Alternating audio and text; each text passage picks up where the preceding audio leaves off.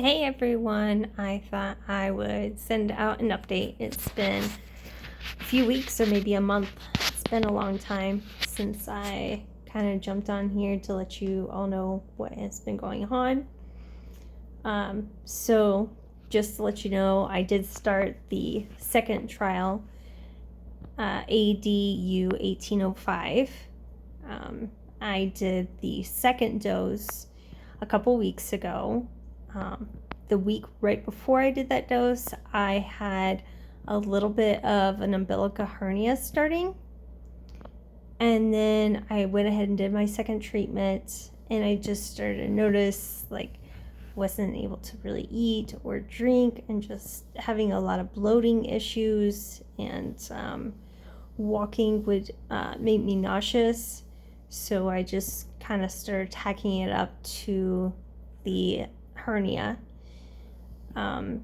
During all this time, my main primary doctor, she had officially quit mid-April, and she is back in Minnesota at Mayo Clinic.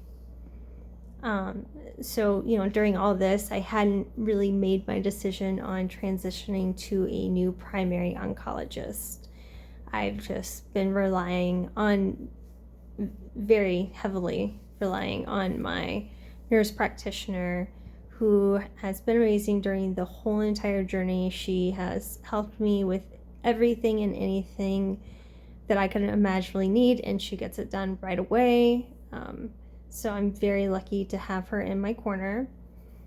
But a week after I had my second transfusion, so last week, we decided that I was very, very short on breath. I couldn't move from room to room. I couldn't take a shower.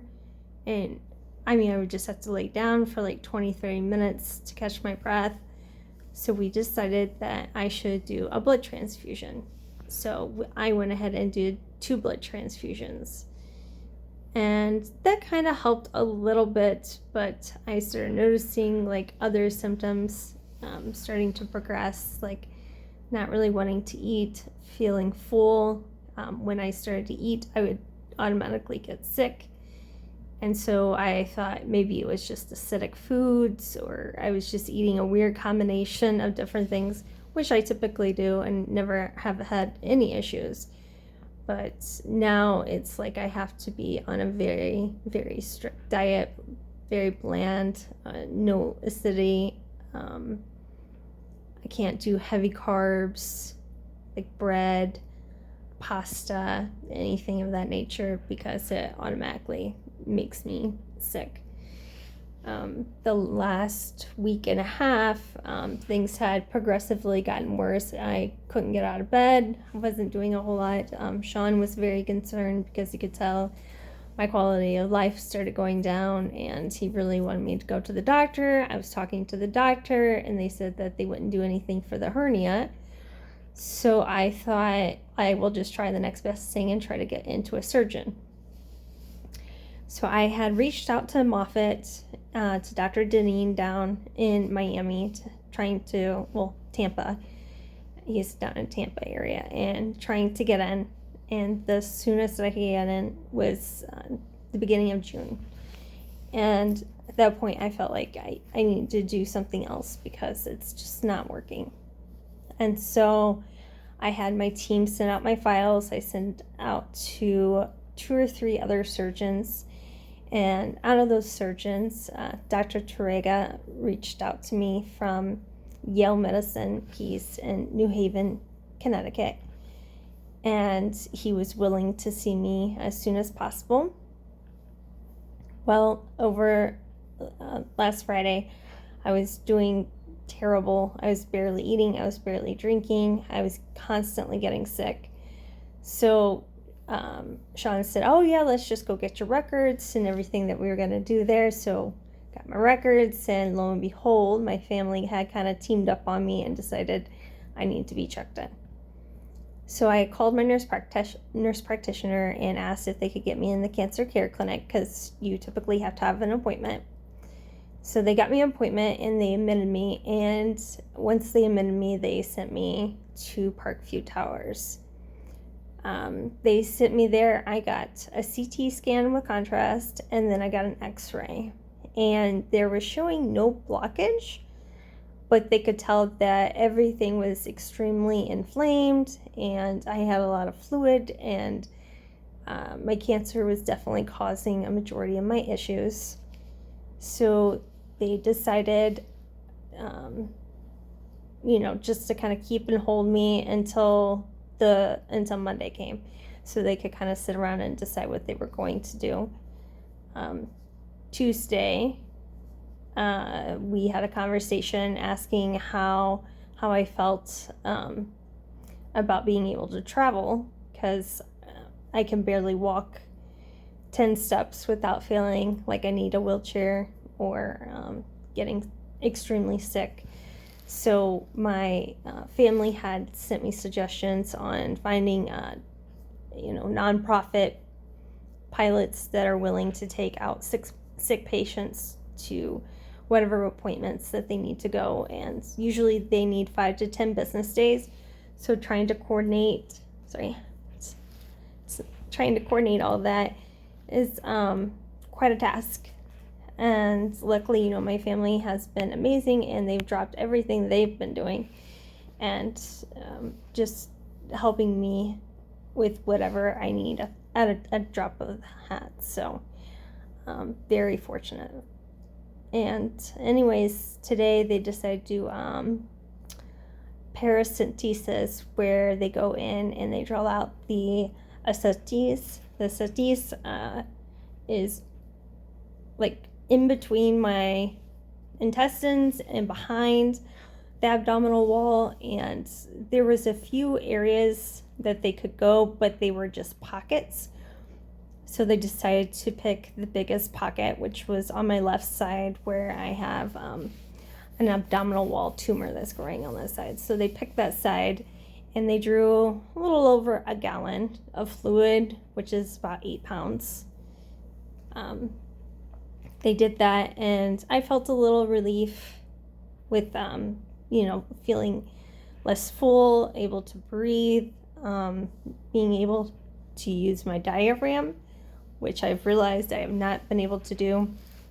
I've been very constricted with trying to breathe and do things, so that was definitely a game changer. However, I kind of feel like a lot of the fluid has already come back, or starting to come back. So I'm not really sure on our game plan, because I felt like that was just a very, very short-term temporary fix. Tomorrow I've decided to go with a new primary doctor, and I'll see. I believe he's taking over my old doctor's patients. So I'll see if our goals and motives align tomorrow, and see the best case scenario of how we want to move forward. I do know that I do want to stop doing the trial, as I feel like it is not working. I was also a little deceived, because the trial, my doctor and even my nurse practitioner, we thought that Keytruda was going to be added to that arm, and then we found out later that it was only going to be offered later down the line as a second cohort, and it would not be available in the first cohort. So basically, I would rely on only one drug. So, I mean, right from the get-go, I should have known better that, we should have just stopped and, decided to go a different pathway. And I definitely think I would have chose differently if I had known that, just knowing with my history and how quickly things progress. But, we live and we learn, and there's no right or wrong way. You never know which way to go. But I hope that whatever way I go now gets me up out of the danger area, because I feel like if I don't do something very quickly to kind of get me out of the situation I'm in, I'm afraid things are only going to progress and get worse. So I'm trying to be upbeat and trying to be as positive as I can. Sean and the girls, they are fantastic. They go above and beyond trying to make me happy, and my brothers, my sister-in-law, I mean, my nieces, and, you know, of course, all the grandparents. I mean, just everyone on his side and my side that's reached out to us and, you know, gave us encouraging gifts and cards and messages and anything you could think of possible. Like, we feel so fortunate to have such a big community, a big support system, and you know, I'm just trying to stay out of that funk of, you know, the thing of, you know, this is reality and I need to be a little bit more upbeat. But I think all the pain medicine and everything else kind of has me, not me, basically. So, you know, just try to work with me because, you know, there's things that I think that have happened that haven't happened, and there's things that have been said that I didn't even realize that I said. So I'm just really trying to stay on a good path, and I'm just praying and hoping that tomorrow we can have a good plan in place, because we need to start doing something, like, you know, aggressive chemo, surgery, something just has to be done in the next few weeks, because you know, I've kind of gotten by with little things, but it's going to come to a point where I'm going to have some big decisions made. But yeah, hopefully we can have a good conversation and things will move in the direction that we all want it to. So thanks for following along, and thanks for continuing to reach out to me, and know that we love you all, and thank you so much for helping my family. It means the world to me. They are everything to me, and for everyone just to drop whatever and just take them out on a whim just so Sean can help me navigate this, so I'm not doing it by myself, is incredible. So thank you from the bottom of my heart, and I love you guys, and hopefully we can start getting some good news versus bad news. So I will keep you updated. Love you all. Bye.